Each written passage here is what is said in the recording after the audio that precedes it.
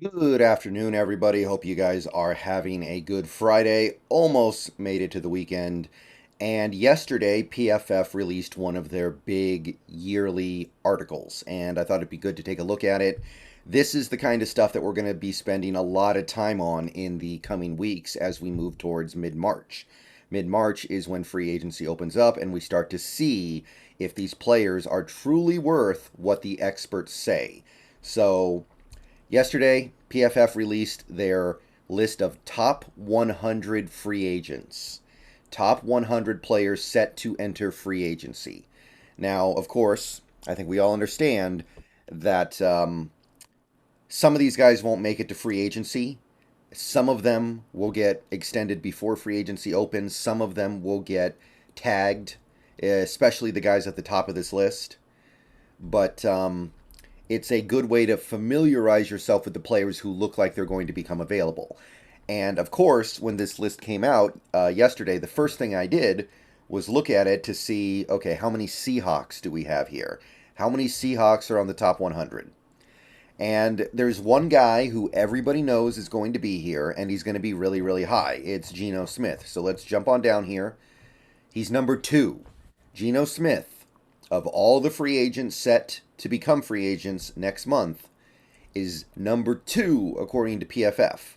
And I do believe they have him in line to have the second biggest contract and the second biggest average annual value.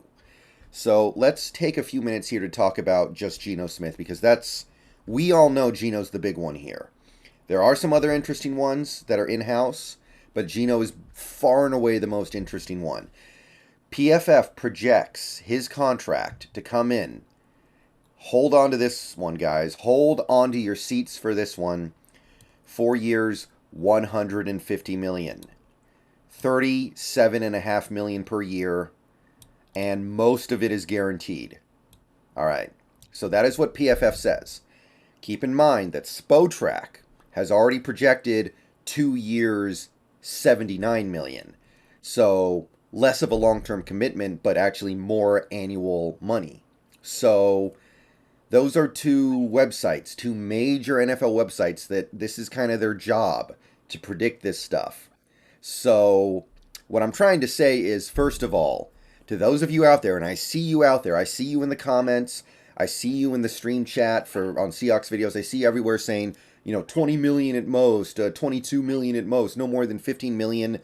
You got to get off of that. There's just no way, no how he would ever consider taking a deal like that. And honestly, objectively, he shouldn't.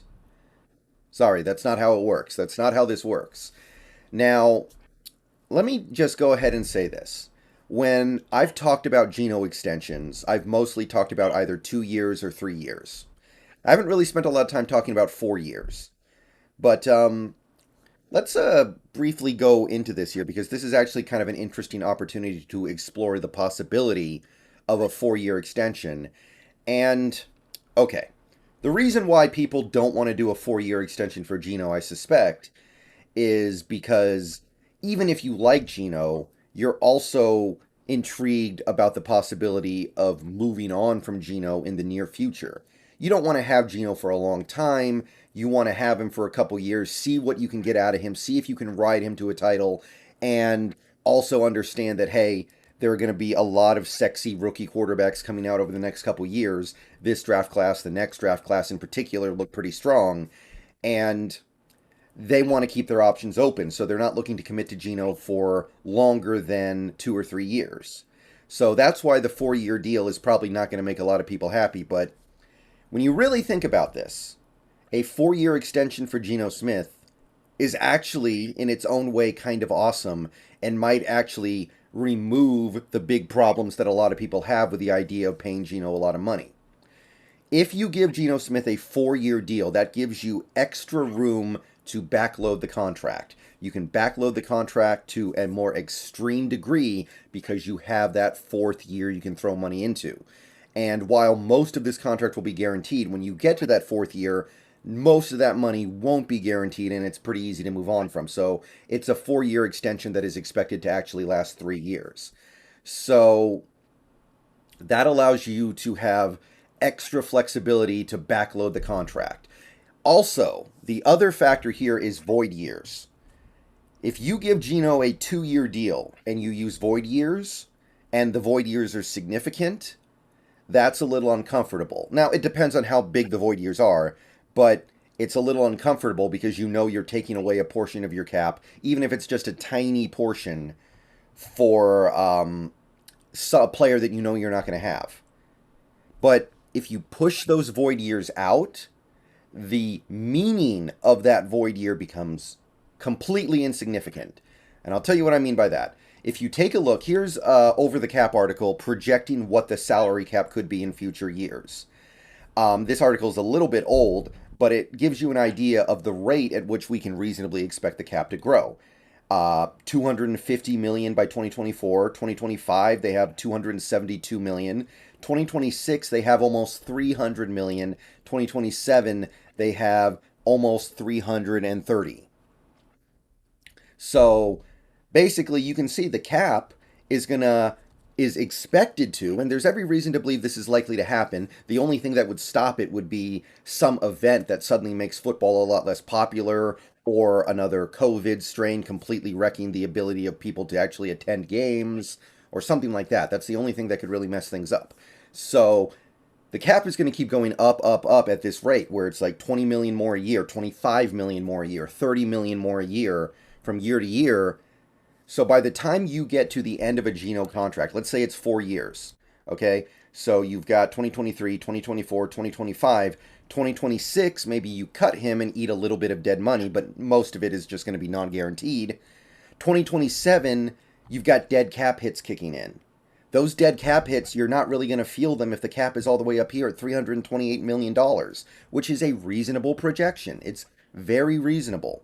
So if you have like 3 void years at the end of the Geno deal that are like 10 million, 10 million, 10 million, by the time you get to 2027, that 10 million is going to be what?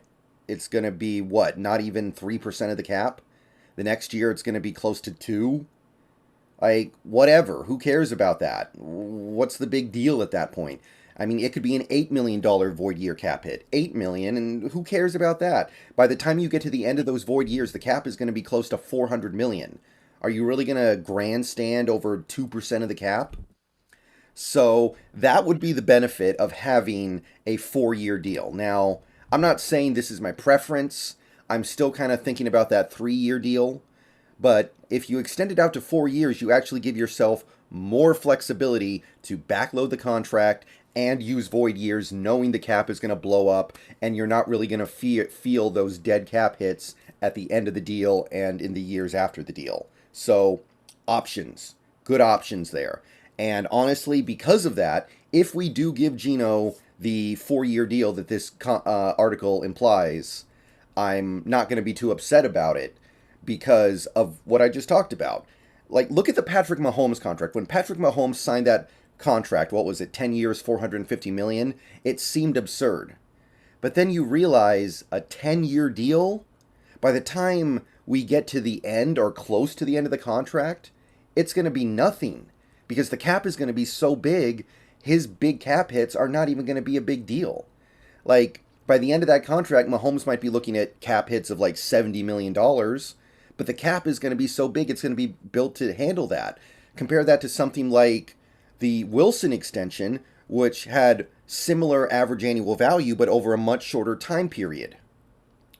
So, therefore, the big cap hits get to affect Denver before the cap truly blows up. So that's the difference between having like a 3-year deal and a 4-year deal. I know it's a much smaller scale than the Mahomes deal, which is 10 years. And of course, I'm not advocating for us to give a 10-year deal to Geno Smith, but that's the most exaggerated version of that effect that you can find.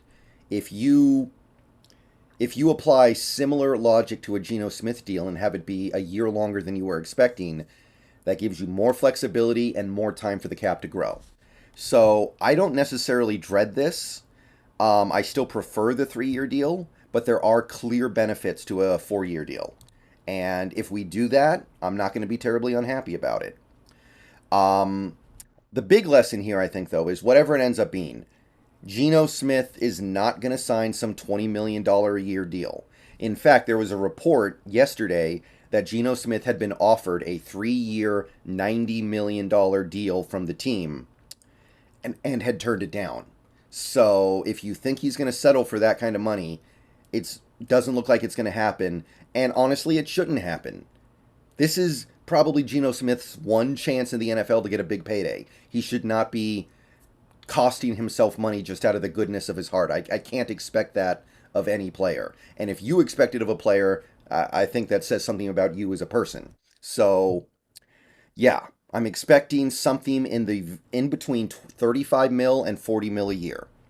Now, the rest of this article. Who are the other Seahawks on this list? Well, I got to tell you this. You got to scroll way down. You got to go way down the list here. We do not have another player in the top 90. We do not have another player who is an outgoing free agent in the top 90. You go all the way down to 93, you get to Poona Ford, who is projected to be 2 years, 12 and a half, which is right in line with my expectations. I was pretty close in my video that I made about Poona, so me and PFF kind of on the same page here. And look, I don't think he's worth that money to us because of what we're doing on defense, but if we went back to the 4-3 under, I would offer him 2 years, 12 and a half, no problem. And I think that's probably pretty fair for the kind of player that he's proven to be so far in this league. So this is also an indication of the fact that other than Geno, we don't have valuable free agents, really. Like guys like Rashad Penny, guys like Jonathan Abram, guys like Marquise Goodwin, I want to bring them back, but they're not even in the top 100 of free agents, so there's not going to be a lot of money out there. So you've got a lot of freedom to not only bring back Geno, but also look to get outside free agents. All right, so that was mostly a Geno video, but we went into some other stuff as well. Let me know what you guys think. See you guys later. Go Hawks.